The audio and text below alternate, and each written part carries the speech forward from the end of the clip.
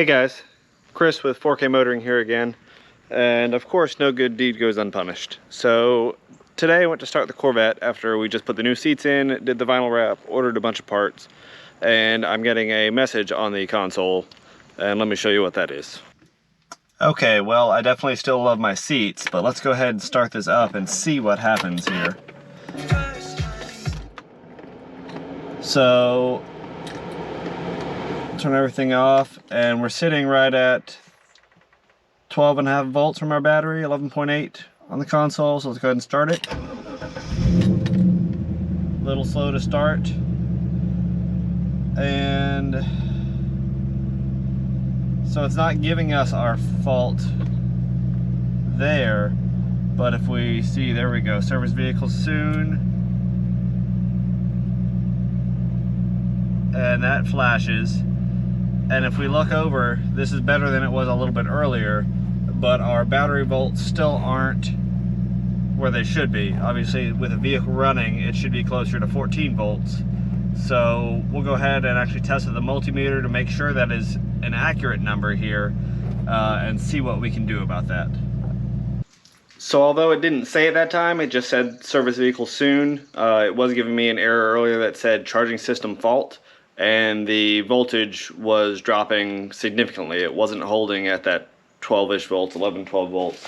So we'll go ahead and test it out and see what we have here. We got our old multimeter out. All right, so the car has the ability to monitor its own voltage and display that to you in 2 gauges, an analog and the digital readout, which are close but not exact.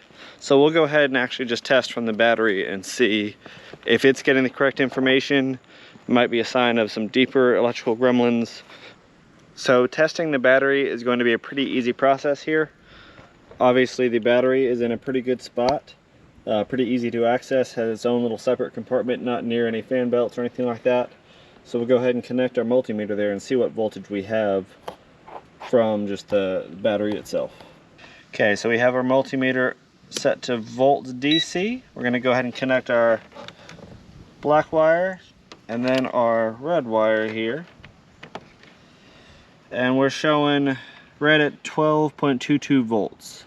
So when I checked this last night, when I was having this issue before I tried a couple other things, we're at 12.5. So we're definitely working down on that battery, and I don't believe we're recharging it. This is the alternator. As you can see, it's likely original. It looks to be about the same condition as the rest of the engine here. I've noticed some noises from the pulley here over the last month or so that has been getting louder, so that may be a sign that the internals are frying as the bearings are going. But connectors look good. There's no wiggle in them. This top connector activates it. All the points look good in there. So I'm not sure exactly what's causing it to die, but let's go ahead and start it up and see how our volts react. Okay, in the car, let's go ahead and start it. There we go, charging system fault right there. And we can see our voltage gauge is down kind of low, so let's go ahead and check our multimeter.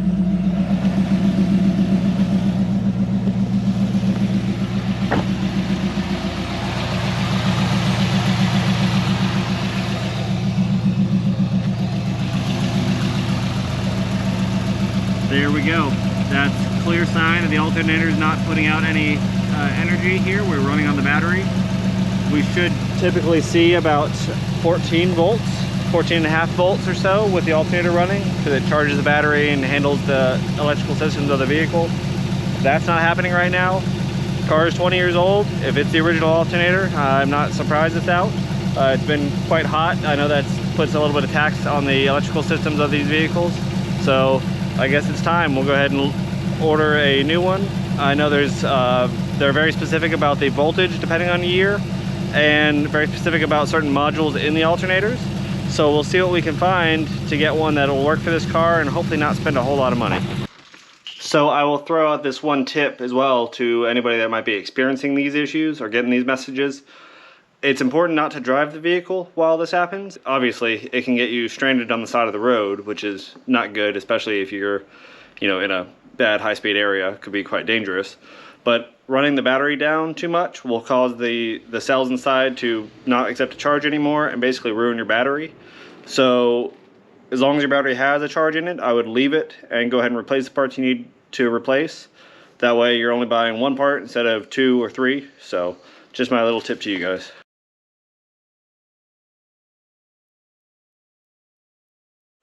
Okay, so we've got the hood up in the Corvette here. Alternator is pretty easy to get to, for those of you that don't know. It is literally right here.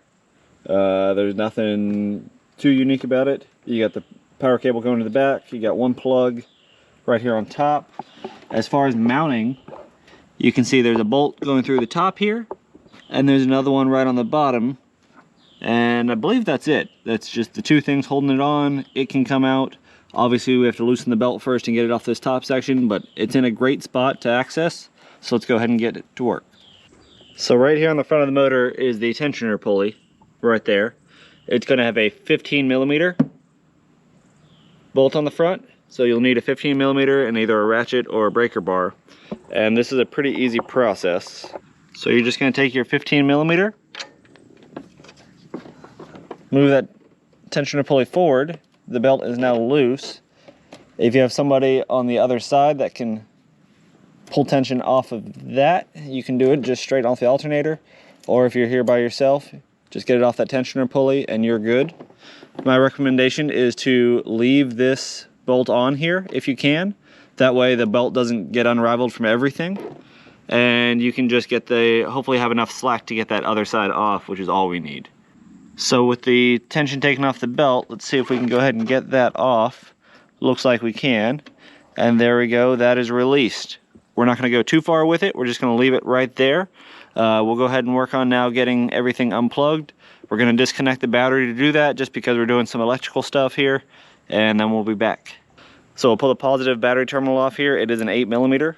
Not a lot of room in this little battery box here, but we'll go ahead and get that done, and then we will move on to get the alternator itself off. Those are again 15mm bolts on the alternator.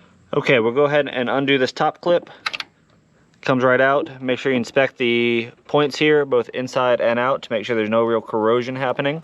So once we've done that, we're going to go ahead and pull this rubber cover back on the back of the alternator. Take this one bolt off to get this power cord off. That is a 13mm. And I'll see if I can do it one-handed here with you guys.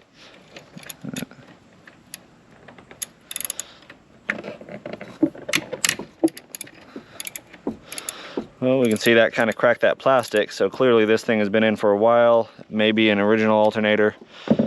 Does look to be about as weathered as the rest of the engine, so it may be original. Would not surprise me a whole lot.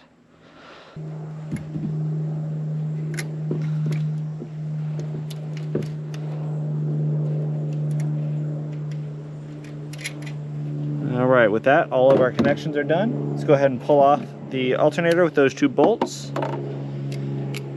This top one is right here exposed to us. And before we get that one all the way out, there's one more straight on the bottom here underneath where that one is. Got it right down from the pulley. And once it's broken free, they are easy to come out with the fingers, at least on mine. No real corrosion to speak of.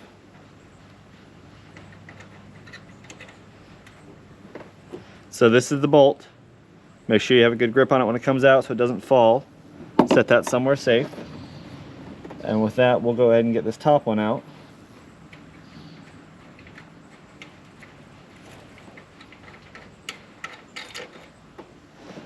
And with both of those out, it just wiggles free. If you rotate it up, it gives you a little bit of room to pull it out. And there we go, old alternator. See, it's quite rusty. Definitely seen better days. Back of the plastic, the voltage regulator here cracked when I was pulling it off, so that may be a failure point, just old plastic, old materials. So we're done with this. Let's go ahead and get the new one in. Well, side by side here, I can definitely see which one's the new one. If nothing else, I can certainly say it's clean. We got our fan inside, magnets not rusted, unlike this one. Coils look good. Plastic on the back looks to match. That's our biggest thing. We want to make sure these are the same unit before they go in.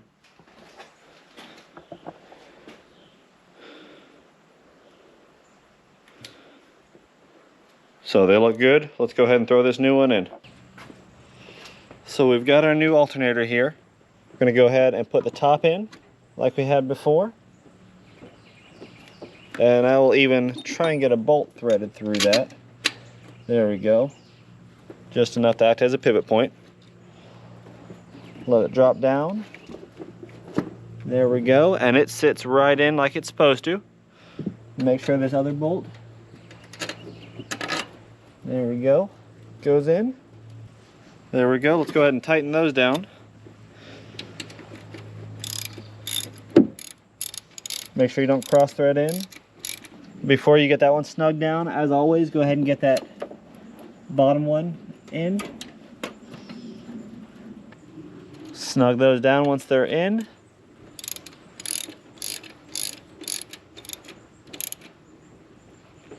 There we go. And with that, the actual mounting points are on. Go ahead and get the belt slid back over before that gets too lost. Alright, belt is back on. We'll go ahead and reconnect the electrical side. This has a little bit different of a bolt on the back. It looks like zinc coated, smaller nut and washer combination. So let's go ahead and attach that. Connector slips right on. Washer slips right on. I don't believe it's going to be the same size. It's going to be a little smaller, so let me go ahead and get that corrected. And we'll get this thing on. Okay, it was a 13 for the OEM nut here. This is a 12 millimeter for the Reband. That rubber boot will slide right over. We can plug in our electrical connector, which matches. And the alternator is in. Thing's nice and shiny, isn't it? So let's go ahead and get our belt on. And we're done. So just like getting it off, we're gonna push our tensioner pulley forward, give us the most room we can, work on getting that belt over. All right, moment of truth here. Got the keys. Go ahead and give it a start.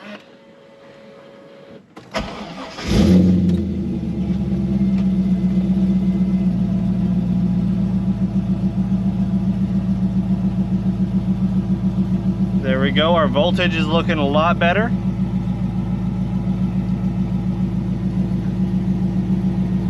There we go. Our voltage is closer to where it needs to be right now. So we're at about 14 volts. As you saw, our battery had worn down to about 10.8 prior to installing the alternator. So we're seeing it's climbing, just at idle it's climbing. So I think we are good to go here.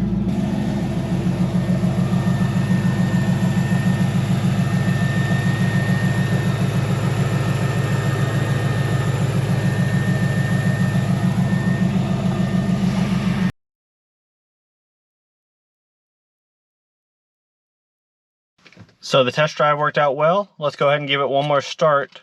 Make sure it starts up again correctly.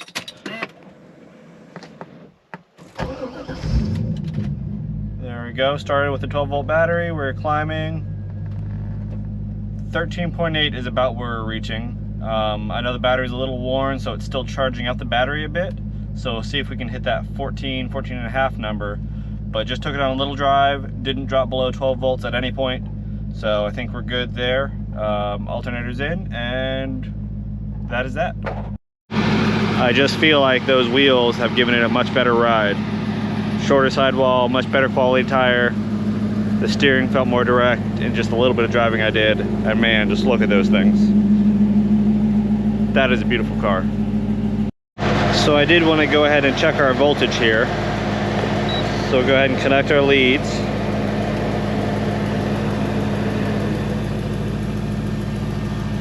So 13.94 is about what we're putting out. We do have the AC on in the car, so it's pulling a little bit of voltage. So we are climbing. well above 12 volts, so I'm happy.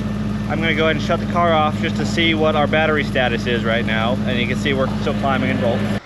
All right, battery off, that's where we are. So I think we're good to go here. Well, excuse the sweat here, but we are done. That did not take long. It was an easy fix.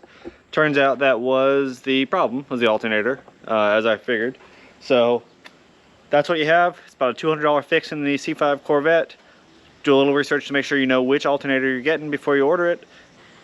If you like what I've done so far to the Corvette, or you just appreciate the information I'm passing along, please hit that like button. It really helps us a lot. There it is. C5 Corvette in its current configuration. It is now August in 2021, so stay tuned. We'll see how this continues, and hope you enjoy.